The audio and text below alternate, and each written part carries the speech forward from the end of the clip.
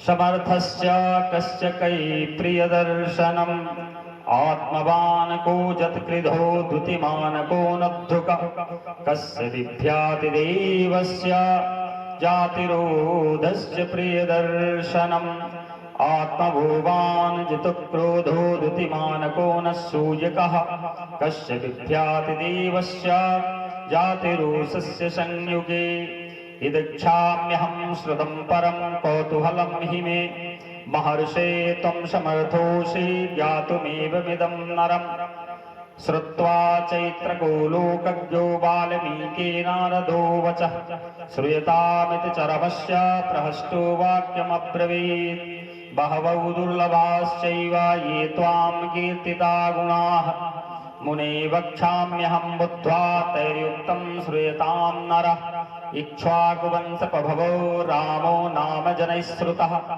नित्यता महावीर्यौ द्युतिमान् धृतमान् वशी बुद्धिमान् नीतिमान् वाग्वी श्रीमक्षत्रुनिर्वहः वियुङ्लोषे महाबाहु कम्बुग्रीवो महानभूत् महोदस्को महाश्वासो गुणजतुर्निर्धवम् आज्ञानबाहु सुशिरां शुल्ललाटसु विक्रमः शमः संविक्ताङ्गं सुस्तिवर्णं प्रतापवान् तीनवक्षा विशालाक्षौ लक्ष्मीवाग्युवक्षणः धर्मज्ञः सतसंरक्षा प्रजानां च हिते रतः यशस्यो ज्ञानसम्पन्ना शुचिभरसस्य समाधिनः प्रजापतिश्च श्रीमान् धातारि कृष्णसूदनः रक्षिता जीवलोकस्य धर्मस्य परीक्षिताः रक्षिता स्वस्य धर्मस्य स्वजनस्य च रक्षिता वेद वेदांग तत्त्वज्ञौ धनुर्वेद च निर्सितः सर्वशास्त्रार्थतज्ञ स्मृतं मान प्रतिभानभान्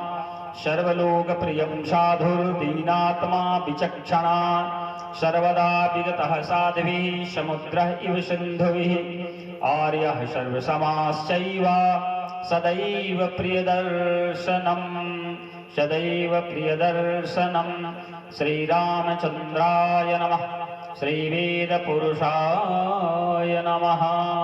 बोल भक्तवत्सल भगवान की, राघवेंद्र भगवान की। श्रीरामः शरणं समस्त जगतां रामं विना का गति रामेण प्रतिहन्यते कलिमलं रामाय कार्यं नमः। रामात् त्रस्यति काल भीमभुजगो रामस्य सर्वं वसे रामे भक्तिरखण्डितं भवतु मे रामः त्वामाश्रिताश्रयः रामः त्वमेवाश्रयः। आइए सर्वप्रथम श्री गुरु भगवान के श्री चरण वंदन करते हुए राम कथा को हम अग्रसर करते हैं। गोसाई तुलसीदास जी महाराज ने गाया है, गुरुपद राज मृदु मंजुलयंजन नयन यमीय दृग दोष विभंजन तिहि कर बिमाल विवेक विलोचन बरनौ राम चरित भावमोचन बरनौ राम चरित भावमोचन। श्री गुरु के सुंदर चरण रज की वंदना करते हुए कहते हैं गोसाई जी महाराज कि उनका जो कोमल चरण रज है नयनामृत अंजन के समान है और नेत्रों के दोषों को दूर करने वाला है। भगवान श्री गुरु के चरण रज जो हैं, उनके जो अंगूठे का जो नाखून है उनका दर्शन करना, कहते हैं कि मैं उसी अंजन से अपने ज्ञान रूपी नेत्रों को निर्मल करके संसार रूपी बंधन से छुड़ाने वाले श्री रामचंद्र जी के सुंदर चरित्र का मैं वर्णन करता हूं। और दूसरे शब्दों में कहते हैं कि सृजन समाज सकल गुण खानी, करऊं प्रणाम सप्रेम सुवानी, करऊं प्रणाम सप्रेम सुवानी। सब गुणों के खान हैं और संत समाज को मैं प्रेम सहित सुंदर वाणी से प्रणाम करता हूं। और संत जन से ही सत्संग की प्राप्ति होती है। इसलिए सर्वप्रथम गोसाई जी महाराज ने रामायण में गुरु की वंदना करी है और संतों का वर्णन करते हैं, संतों का बहुत साधुवाद देते हैं, संतों की बड़ी प्रशंसा करते हैं और संतों से ही सब कुछ मिल रहा है। इसलिए कहते हैं कि बिन सत्संग विवेक न होई, राम कृपा बिनु सुलभ न सोई।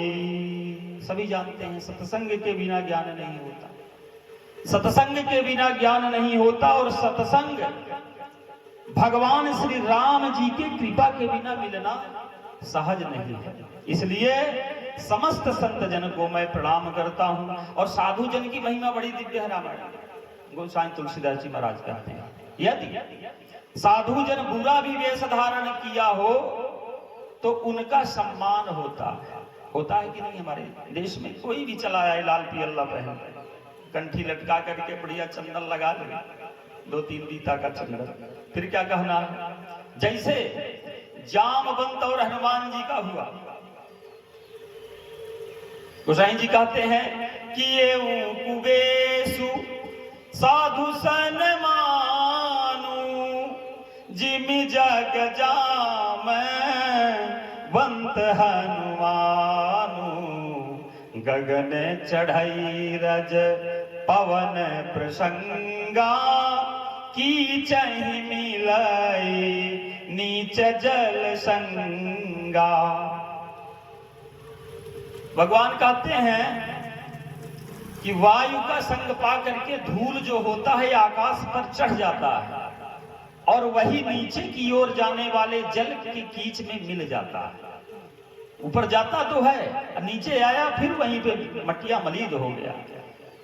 कहते हैं कि साधु अस्वाधु सदन सुख सारी, सुमिरहि राम देहि गन गारी, सुमिरहि राम देहि गन गारी। कहते हैं कि साधु के घर में जो संत होते हैं, जो भक्त होते हैं, उनके घर में तोता मैना भी राम राम रटते हैं। और असाधु के घर में, जिनके घर में एक धूप अगरबत्ती भी नहीं जलाई जाती, ऐसे राक्षसों के घर में क्या होता है, बोले तोता मैना गिन गिन करके गाली देते हैं। ऐसे घरों में जिनके घर में धूप दीप नैवेद्य नहीं होता, भगवान का दर्शन नहीं होता, संध्या याचना नहीं होती, ऐसे घरों में कुत्ते बिल्ली तक गाली देते हैं। ऐसे घरों में और कहते हैं कि मैं जड़ चेतन जीव जगत में सबको राम में जान करके मैं सबको प्रणाम करता हूं। ये गोसाई तुलसीदास जी महाराज कहते हैं, जड़ चेतन जग जीव जत सकल राममय जान, बंदहु सबके पद कमल सदा जोरी जुग पानी। भगवान श्री रघुनंदन जी के गुणों का वर्णन कर रहे हैं, परंतु बुद्धि छोटी और रामचरित्र अथाह है। रामचरित्र अथाह है। गोसाई ने कहा अपने शब्दों में कि करहु चाहूं रघुपति गुण गाहा, लघुमति मोर चरित अवगाहा। समुद्र है और ये रघुपति चरित्र जो है, रघुनंदन का जो चरित्र है वो बड़ा उदार है चरित्र। गोसाई ने कहा अपने शब्दों में कि यही माँ है रघुपति नाम उदारा, अति पावन पुराण श्रुति सारा, मंगल भवन अमंगल हारी, उमा जपत पुरारी राम सिया राम जय जय राम राम सिया राम जय जय राम। रघुनंदन का नाम जो है उदार है, जो संसार में प्रसिद्ध है, अत्यंत पवित्र है और वेदों का सार है। राम का नाम वेदों का सार है। अभी तो बहुत पढ़ा हुआ है, मैं चारों वेदों का उपाख्यान के माध्यम से मैं वर्णन करूंगा आगे चल करके। मंगल का घर और अमंगल को हरने वाला भगवान श्री राम जी महाराज का चरित्र, जिसको कौन गा रहा है? स्वयं पार्वती मैया। भगवान भोलेनाथ तो रातों दिन, भगवान भोलेनाथ जब समाधि लगाते हैं तो किसमें जब चले जाते हैं समाधि लगाते समय? उनकी समाधि राम जी के चरणों में होती है, भगवान भोलेनाथ की। और क्या कहते हैं? बंदा हुआ बध पूरी अति पावनी, सरजु सरी कली कलू नशावनी। भगवान भोलेनाथ रातों दिन भगवान की सुंदर महिमा गाते हैं और उस अयोध्यापुरी का सुंदर नित्य ध्यान करते हैं। क्यों? अब विशेष करके हम सब लोगों के लिए अति पवित्र श्री अयोध्यापुरी और कलयुग के पापों का नाश करने वाली कौन है? ये सरयू नदी। सरयू नदी की वंदना करते हैं गोसाई जी महाराज। और इसके बाद उन्होंने वंदना करी है अवधपुरी के समस्त नर नारियों की। आज हम यहां कथा कर रहे हैं तो कथा की महिमा तो हम गाएंगे, लेकिन साथ में इस ममदर गांव के समस्त नागरिकों को भी मैं वंदन करता हूं, जिन्होंने, हम जब आए तो सब लोगों ने कहा तो कम से कम कि हाँ महाराज जी बहुत बढ़िया कथा करिए। किसी के मुख से हमने ये नहीं सुना कि हाँ महाराज ये असंभव, ये नहीं हो सकता।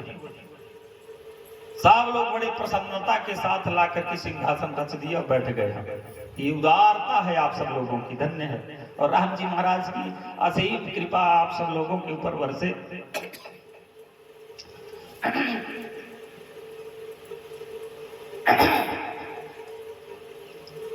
ये कथा जो है भगवान रघुनंदन की है।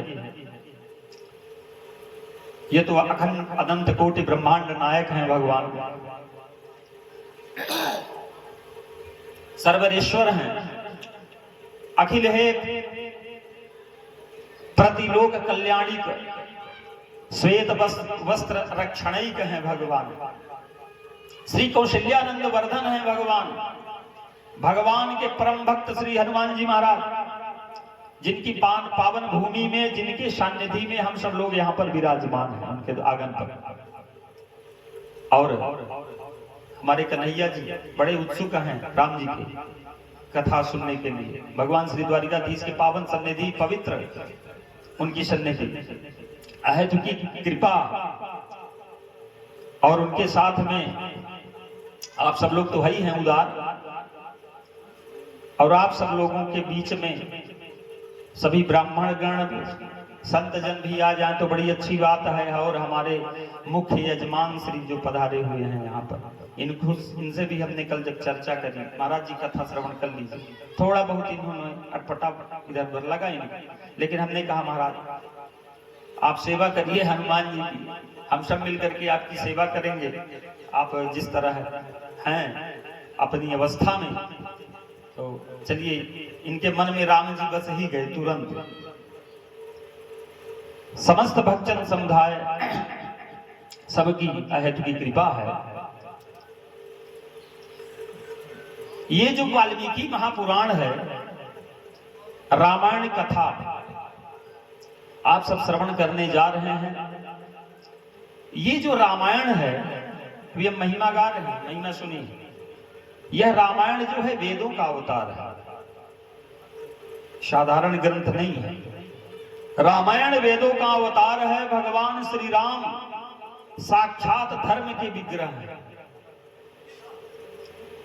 रामायण में वाल्मीकि जी महाराज कह रहे हैं कि रामो विग्रहवान धर्मः, रामो विग्रहवान धर्मः।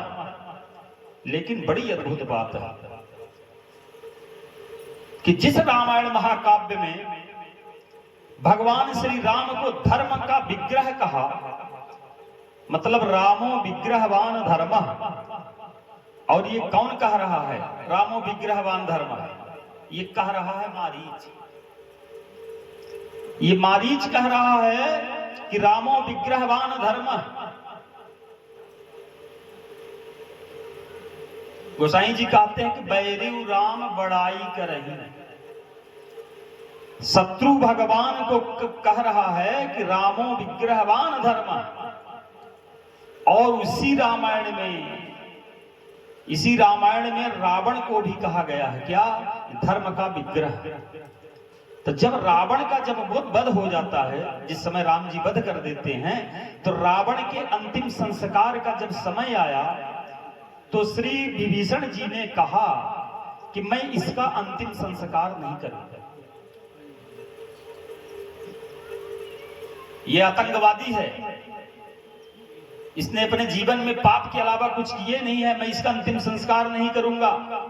तब भगवान श्री राम ने कहा कि अगर तुम रावण का अंतिम संस्कार नहीं करोगे तो फिर मुझे करना पड़ेगा, मैं करूंगा। बोले महाराज आप करेंगे? भगवान श्री राम ने कहा कि हाँ मैं करूंगा। क्यों? राम जी कहते हैं कि मन्वंतराणि वैराणि निर्विद्य ना प्रयोजनम, मरण पर्यंत ही मेरा वैर था, अब प्रयोजन निवृत्त हो गया है। अब रावण से मेरा कोई दोष नहीं है, कोई द्वेष नहीं है। जो धर्म कहता है, शास्त्र कहता है, उसके अनुसार मैं इसका अंतिम संस्कार करूंगा। तो भगवान की इस करुणा को, भगवान की इस उदारता को देख करके विभीषण द्रवीभूत हो गए और विभीषण जी रोने लगे। उस समय विभीषण जी रावण के विषय में जो कहा, क्या कहते हैं विभीषण जी कि गतः सेतु सुनीता नाम। रोता हुआ विभीषण कह रहा है रावण के विषय में कि आज दुनिया का सेतु चला गया। रावण के मरने पर दुनिया से दुनिया का सेतु चला गया। और फिर अगले वाक्य में विभीषण कह रहा है कि गतो धर्मस्य विग्रह, धर्म का विग्रह चला गया। अब बताइए, रावण को विभीषण कह रहा है कि धर्म का विग्रह चला गया। क्या रावण धर्म करता था क्या? और इसी रामायण में रामो विग्रहवान धर्म, रावण को भी कहा जा रहा है कि रामो विग्रहवान धर्म है। और वाल्मीकि रामायण का में गतो धर्म से विग्रह, आज दुनिया से ये धर्म का सेतु चला गया। अब क्या कहोगे? रावण और राम में अंतर ही क्या रह गया जब दोनों धर्मी थे।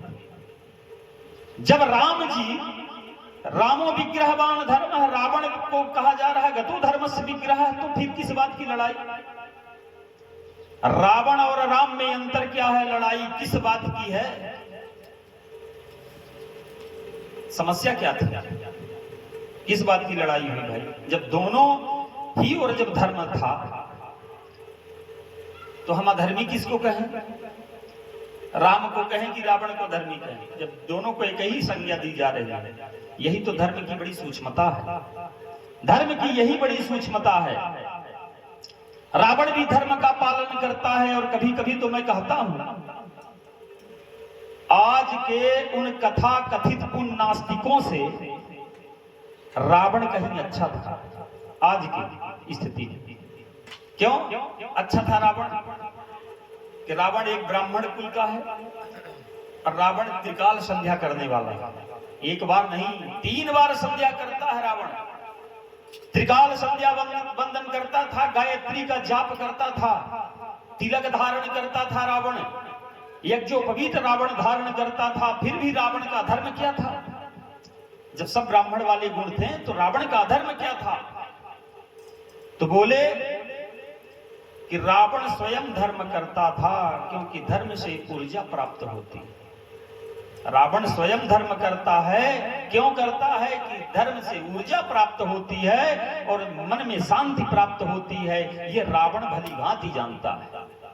लेकिन समस्या ये थी कि रावण ये चाहता था कि धर्म के द्वारा शांति सुख सब कुछ, जो कुछ भी, जो सारी ऊर्जाएं जो भी हैं वो सब मुझे प्राप्त हो और किसी दूसरे को प्राप्त ना हो। ये रावण का अवगुण था।